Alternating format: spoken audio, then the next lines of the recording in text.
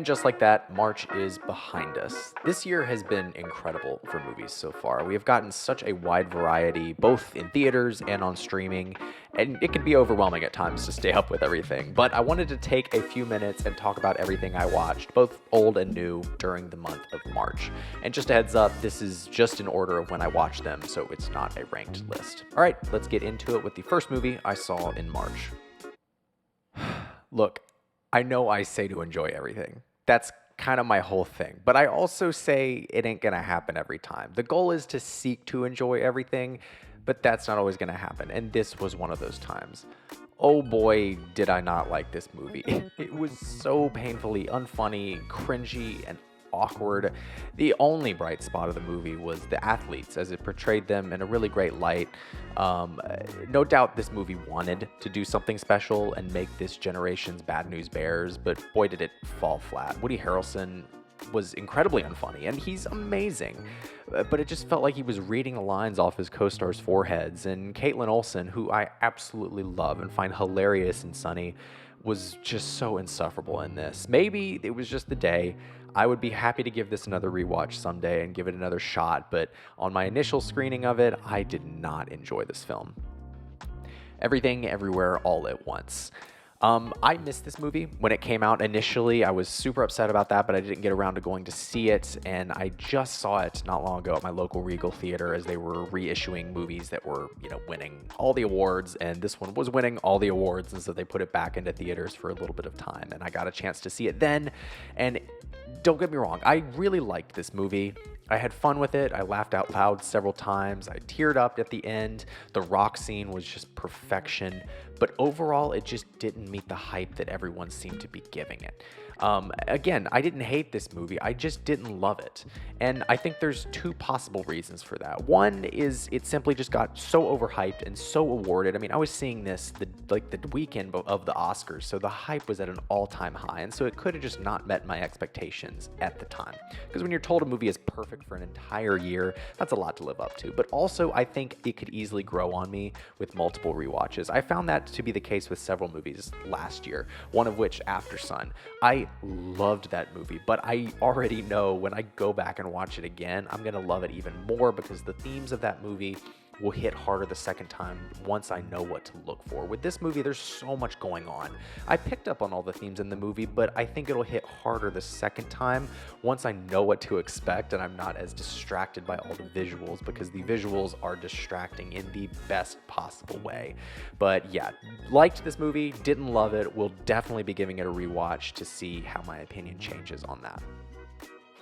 Top Gun Maverick. My biggest regret in life is not going to see Top Gun Maverick 100 times in IMAX and forcing everyone I know to go with me.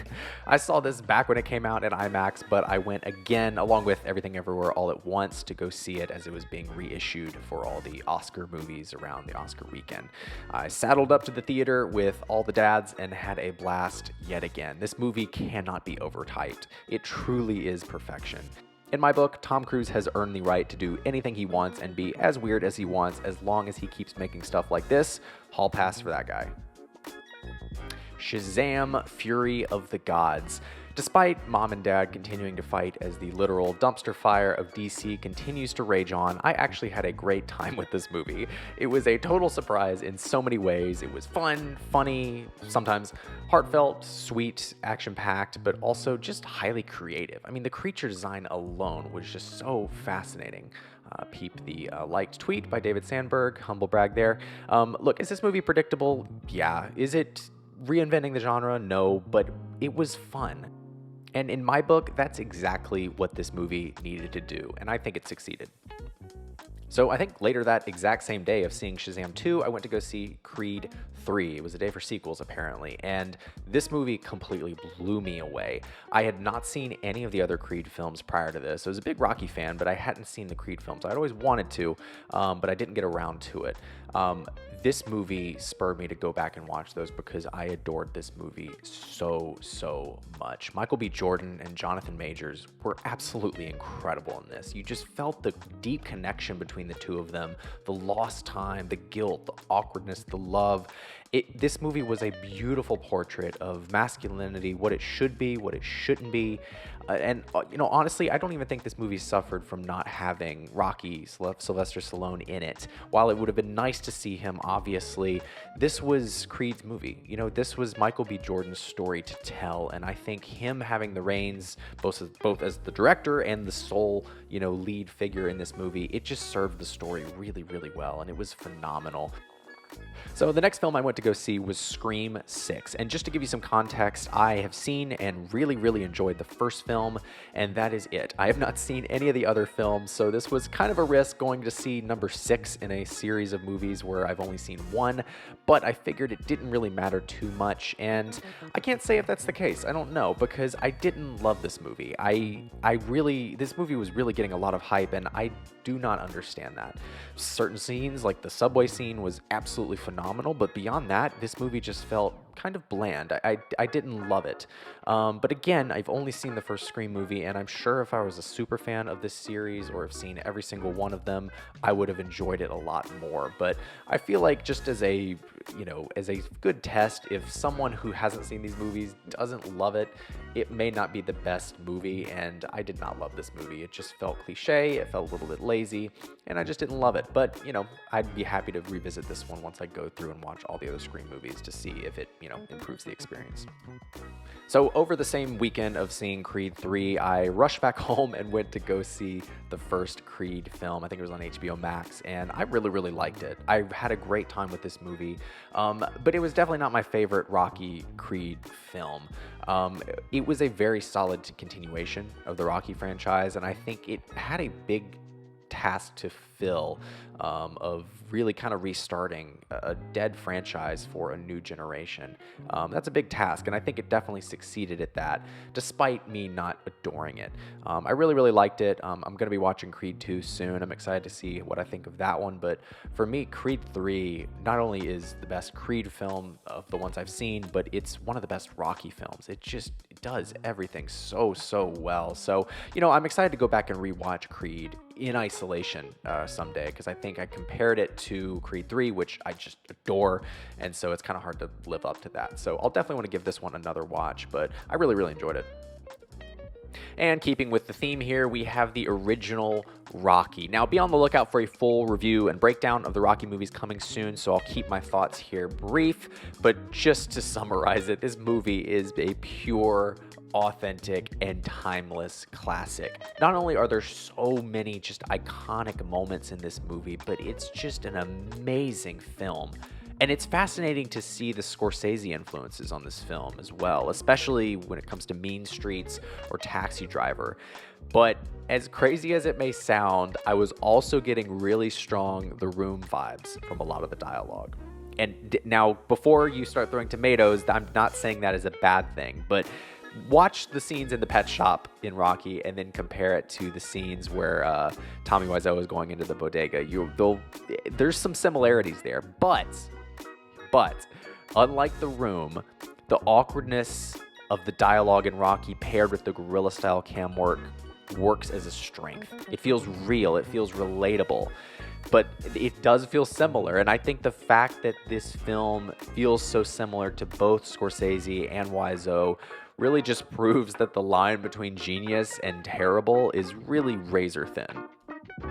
And next we have John Wick Chapter 4. Now, what can we say about this movie that really hasn't already been said? It's as good as people say it is, from the action to the dialogue to the cinematography. It's all phenomenal, and to me, one of the most perfect action films ever made.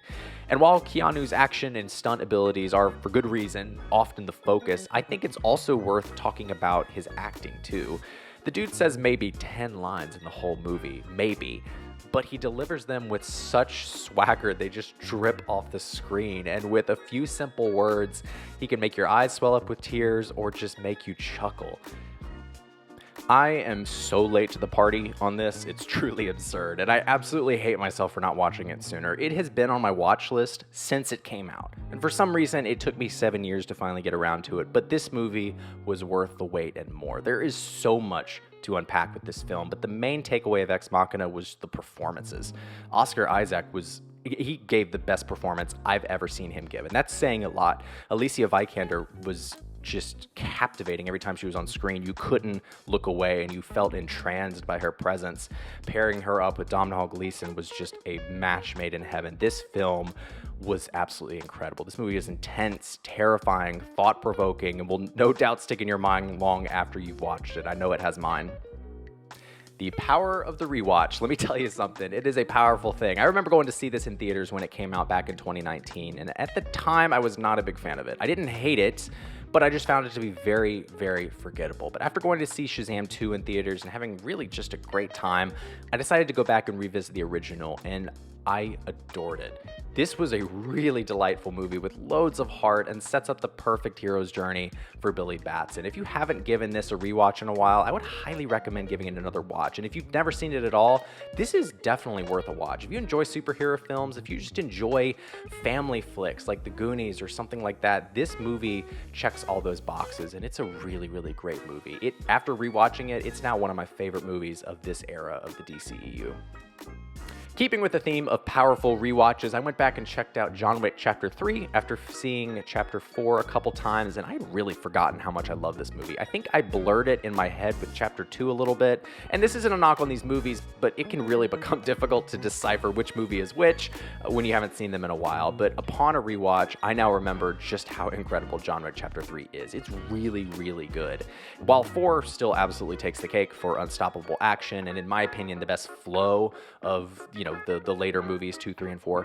This was amazing, and John Wick Chapter 3 really walked so Chapter 4 could run. I would definitely recommend revisiting this if you're a fan of the franchise and haven't checked it out in a while. It is a really, really fun rewatch, and I'm going to be rewatching John Wick Chapter 1 and Chapter 2 again soon to kind of see how they hold up, because it's kind of like, I haven't seen these in so long, and I just blurred them together. It's kind of fun going back through to watch them. It's almost like I'm seeing them for the first time.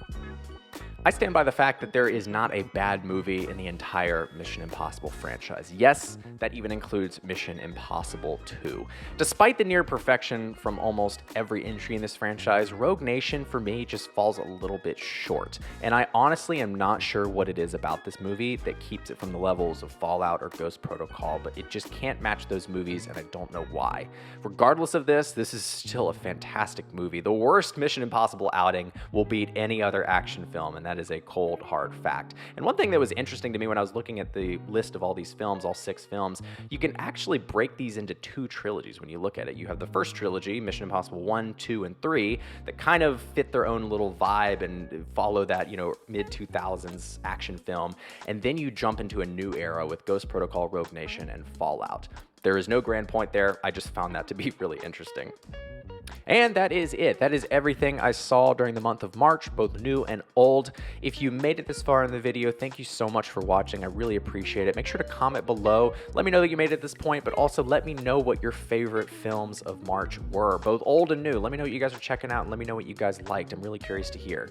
Don't forget to drop a like on this video if you did enjoy it, as well as subscribe, because I'm dropping videos like this all the time, as well as some video essays, and you will not want to miss those. But the most important thing is to always remember to enjoy everything. Thanks, y'all.